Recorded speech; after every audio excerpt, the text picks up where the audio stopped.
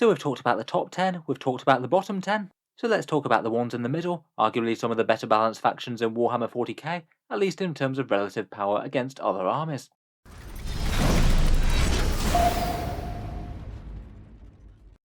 Hello and welcome back to Auspex Tactics, where today we're talking Warhammer 40k armies once more, and after a few requests on my previous videos, I thought we'd take one to cover the armies that I didn't talk about in the top 10 strongest and top 10 weakest videos, and go through the armies that are looking like around about the dead centre of Warhammer 40k right now.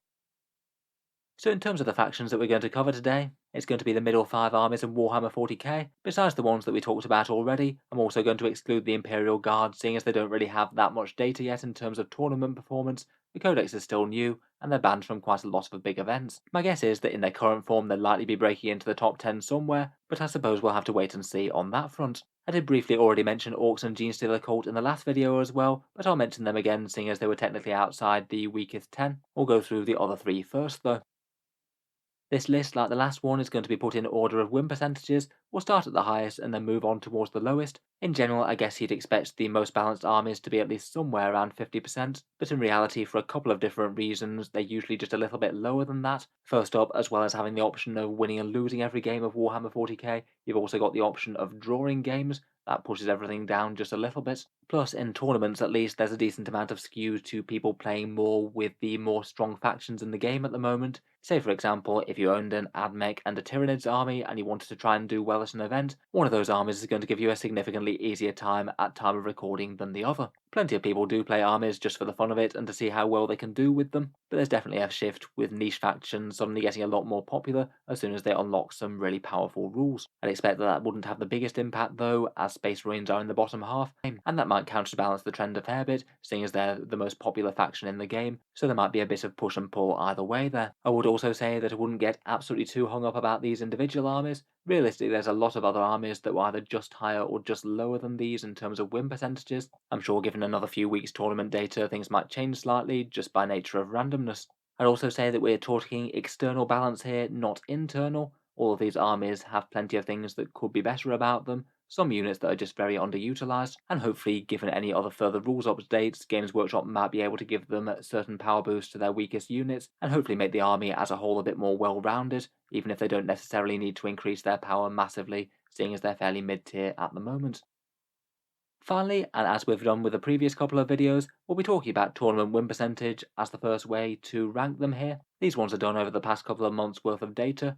They will also look at GT wins in Nephilim, also quite important to see how well the faction does at the highest levels, and also how commonly the faction is played in the game. That obviously has an impact on how many GTs that they win. If fewer people play them, then you're going to get fewer big results. In any case, with all those caveats out of the way, let's talk through the remaining 5 armies. First up, and certainly pretty much on par with a lot of the lower ranked armies in the top 10, are the Adeptus Custodes. They've got a win percentage of 51% over the past couple of months, which does seem to be on the rise slightly recently. Towards the start of Nephilim, they weren't doing enormously well, certainly not in big events and things, but I guess people are slowly adapting their lists to the current meta or something, as particularly over the last few weeks they've both seen a fair amount of wins and also some Grand Tournament wins as well, which they were struggling with before. Kind of weird that they should be seeing so much success as well, particularly with the introduction of Demons and Leagues of Votan over the Nephilim season. They're both armies that tend to do very well against them. So far though, the Custodes have won 4 GTs in Nephilim, and still remain as a pretty popular faction, 11th most played in the game currently, a little bit higher than most. As overall strengths for the army, they've got a lot of raw might, high saves and quality melee throughout the army. Hitting on 2s means that they're not vulnerable to modifiers too much, and they pack some powerful close combat against elite infantry. Typically, I think their combat is mainly the thing that determines what they're good against and what they aren't. Generally, Custodes seem to do very, very well against Space Marine lists in particular, more than most. Damage 2 weapons are just very good at killing 2 wound Marines. The Martial Katars allow you some nice tailoring against certain armies, say making good use of Rendax against Imperial Knights, or Salvus if you need to scythe down a bunch of hordes with auric weapons. In stronger lists, pretty much all of them tend to build around a few Custodian Guard squads in the troops. Both the Sagittarium at range and the melee ones up close are both decent. They'll generally be supported by a couple of characters, usually Trajan Valoris, maybe a shield captain on Dawn Eagle jetbike, often with the durability upgrades that make them better. They've got plenty of usable Forge World options in support. Most lists take a few Dreadnoughts and maybe Caladius tank or two. I have seen a lot of people in the comments talking big things about Custodes lists with 6 Dreadnoughts and 3 Caladiuses, but it looks like those lists just don't really seem to do amazingly well at top tournaments. It doesn't look like there's been any Grand Tournament winners that take that exact pattern, most of which seem to take along the lines of 3 or 4 Dreadnoughts, maybe a tank or two, and then back them up with some Custodian Guard and bikes. For shield companies, the Emperor's Chosen do seem to be remaining the top dogs here, taking more than anything else, and the Emissary Imperatus and the Shadow Keepers also seeing a fair bit of play. Not really too surprising on the Emperor's Chosen front, getting the single reroll per unit is nice extra damage, particularly when you hit on 2s, and Mortal Wound Protection and stealing one of the shield host abilities once per game are both pretty big. As for weaknesses, they are a very elite faction. The loss of each and every model hurts quite a bit. They certainly hate -1 damage with all their damage to melee weapons, and some weapon profiles in the game are just pretty effective against the entire Custodes army. Anything with AP -2 and a flat damage of 3 is just going to tear absolute chunks out of whatever unit it targets. They certainly don't like things like Imperial Knight Armiger Helverins, for example. I feel for internal balance in the book as well, it would be kind of nice to give the Wardens and the Alarus their objectives secured back. Maybe Alarus could have some sort of stipulation like they needed to take 3 models in a unit for it, so you can't just run around with solo ones, but I feel like that would make their other elite units just a bit more credible threats. Next up, and on a win rate of 49%, we have the Dark Elves of the Drukhari. Drukhari, of course, were pretty much the most powerful army of the vast majority of 2021. They went through a phase of being absolute terrors of the tournament scene, first with Raider spam and a bunch of quality melee units jumping out of them, then when that was nerfed, switching to Covens and some enormously durable Talos. Following that, they had the second nerf to the Talos and Kronos and things, making them lose core, and from then on they've basically been a fairly well-balanced mid-tier army, certainly capable of threatening the top dogs on occasion. So far, people really do seem to have stopped playing them quite as much, maybe just not feeling quite as fresh or exciting now they don't have the crazy strong rules. But still, despite being the 4th least played army in Nephilim, they seem to be doing kind of fine at tournaments, having won 2 GTs, and of course with a respectable win rate. As an army, I think they're generally in quite a good place as Games Workshop's codexes go. The vast majority of the units in the codex are pretty usable, even if maybe a few of them are just a little bit more standout than others. There's not a whole load that you can point at and say is just flat out and out bad. In general, for the army strengths, they're ridiculously fast, particularly making very long charges with power from pain, jumping out of raiders with things like incubi or fighty characters, and the Covens units still remain pretty strong, particularly Grotesques with the cleavers are very threatening in combat. Characters wise, Drazar, Archons, and Succubi are some of the most common choices. Drazar is an absolute melee monster as he ever was, and both Archons and Succubi can make some pretty interesting fighty builds. Cheap racks are good for objectives, and Incubi are still very nasty on the charge, particularly if they're next to Drazar for the +1 to wounds. The Witches are maybe a tiny bit more niche than they were, but they still have some good options. The Cult of Strife have some excellent support stratagems which work nicely on things like Helions. Overall, I'd just generally say that they're a pretty well balanced codex all around.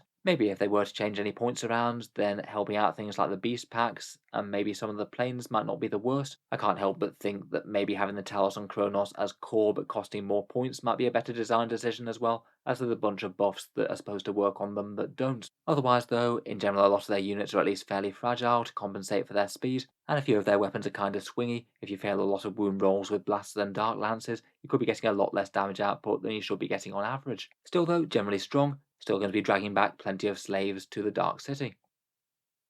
Next up, and also on a win rate of 49%, we have the Thousand Sons. This seems to have creeped up just a little bit since the Demon Codex dropped, and I wonder if it could be anything to do with all the Flamers that people seem to be spamming. In general though, they certainly weren't doing terribly before the Demon's Codex dropped. A fair few Grand Tournament wins with 5, but a fair few of those were before the Demon Codex, and lists without allied demons are still doing okay and getting podium places. Popularity rise, they're a little bit more niche than Custodes, but a lot more popular than Drukhari, the 14th most played faction in Nephilim. In terms of faction strengths, obviously psychic powers are the strong point of the Thousand Sons. They can blitz the foe with a whole deluge of witch fires, plus a whole load of nice buffs to stack on their Scarab Occult Terminators or Rubric Marines. The 2 Rubric type units are a very durable objective secure battle line, and they can be that while spitting out a whole bunch of Inferno Bolter shots or Warp Flame fire, and they can get where they need to be fairly well with things like Cult of Duplicity teleporting them round the board, the Dark Matter Crystal, and maybe their Warp Time equivalent Temporal Surge. The Scarab Occult Terminators are perhaps the big units that you really want to put synergies and psychic buffs on. They can be very, very shooty when you get a lot of things going off for them, Potentially strength 5 Inferno Bolters with boosted range and a +1 to wound for 2 CP. That's going to have a pretty decent chance of getting through a lot of things in the game, never mind the Soul Reapers and Hellfire missiles. In terms of the demonic allies that a lot of people choose to take along, that's usually something like a Tzeentch Herald escorting a few big units of Flamers. The Herald can throw yet more mortal wounds into the midst of the enemy, and the Flamers are just ridiculous primary damage dealers, far too cheap for what they do, and Games Workshop have confirmed that they are going to get nerfed in the January update.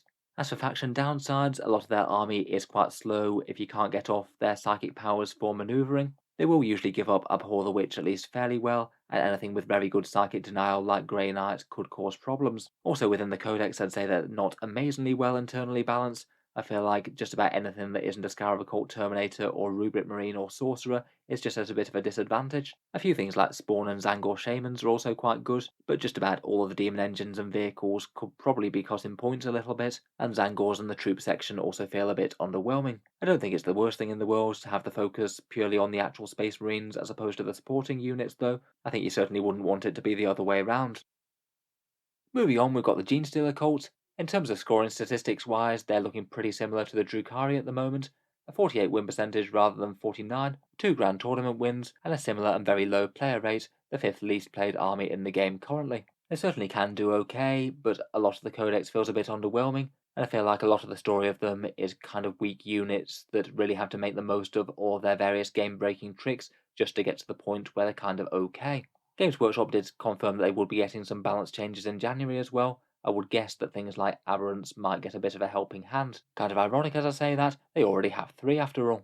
Broadly though, I'd say that kind of similar to the Drukhari, they've got a pretty well balanced codex, with the vast majority of their selections being very usable indeed, whether it's in a minor or major role. As a codex, they specialise in pop-up murder units that jump up and hit you very hard either at range or in melee. They're hard to screen with their close to deep strikes and proficient planning tricks to get even closer, and they've got a solid cast of supporting characters to get more out of them, and some very nice psychic powers like mass hypnosis for fighting last and making the enemy hit worse. For their more standout selections, Twisted Helix is probably the go-to if you want to build around cult melee. Acolytes with rock weapons will do pretty well with them, or you can go for more ranged builds, things like the custom cults with the seismic cannons, making good use of crossfire. You can get a very reliable first turn charge with pure strain Genestealers, which is quite handy to have about in the list. That just needs a proficient planning upgrade. And one of the winning lists within Nephilim was very bike heavy indeed, with a whole ton of those Jackal bikes that are just all around efficient for the points, being fast, tough, and relatively dangerous against light infantry. For all of their power, as they often get the Alpha Strike, a lot of their units just tend to be a little bit low in terms of stats as a result, so if you don't manage to kill things on the first strike, things could go quite badly from there if you don't capitalise. They do feel like an army that's kind of easy to use but hard to master, and small mistakes can be really quite big, say if your opponent just gets a small line of sight on something that was mostly hidden, or you don't quite manage to coordinate your melees well enough.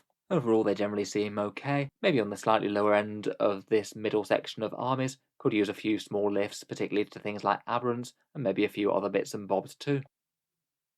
Lastly, and just outside the top 10 weakest in the last video, were the Orks. They've got a current win percent of 47% and 4 wins at grand tournaments, being a very popular faction just in general and having some pretty cool models and a new war rule. They're actually the most played out of any of these 5, the 10th most popular faction in Nephilim, though arguably that's kind of low given that they're a popular army in general. Strengths wise, they got that new war rule from Nephilim, giving you an extra pip of strength and some nice invul saves when you call it. Raw extra durability and extra melee power is rarely a bad thing. I think it's only further served to cement the melee Goths list as probably the best way to play them at the moment. Otherwise, they're a faction with generally high toughness values, plenty of combat attacks even on the units less suited to it, and decent enough psychic powers with weird boys to jumping units round the board.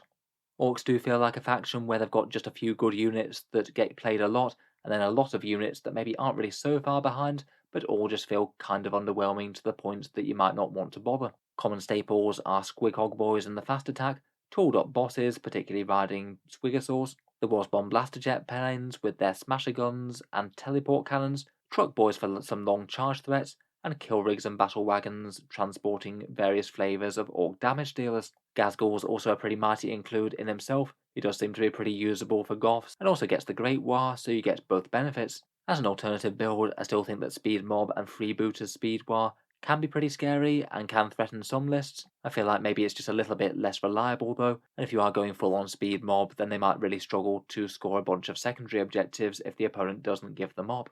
Otherwise, for faction weaknesses, I'd say that morale is a particularly bad one, hurts them a lot, and means that big squads can often be taking some fairly needless casualties, perhaps not helped by the fact that a lot of the orcs just have some mediocre to bad saves, and a lot of units will suffer chip damage from just about anything that looks at them funny. It is just a little bit sad that things like Green Tide just maybe struggle a bit just to have the raw power that they need to compete against other armies. It'd be nice to have big mobs of boys just a bit more playable. So anyway, there we have it. We've filled in the gap and talked about the middle armies not talked about in the previous two. So let me know whether you think that these armies are indeed the middle tier of Warhammer 40k, or do you think that they belong higher or lower? Obviously I'd not rate them as perfectly balanced or anything. In particular, the internal balance could be improved quite a bit, but maybe not so terrible power-wise, roughly being better than as many armies as they are weaker than. If you've enjoyed the video, then feel free to check out the previous one. I'll leave a link to the ones on the top 10 strongest and top 10 weakest armies in Warhammer 40k down in the video description if you want to check them out. Otherwise, if you have been enjoying the videos on the channel, I would just like to mention that Auspex Tactics does have a Patreon page as well, and you can find that links down in the video description below. Channel patrons do get a fair few advantages, seeing certain videos early, regular votes to see what sort of things happen next on the channel, and automatic entry into the regular prize giveaways with a chance to win some big model kits each month. If any of that sounds good to you, or you'd just like to help support, the link is down in the video description. In any case, a massive thank you for listening, and I'll hope to see you guys next time.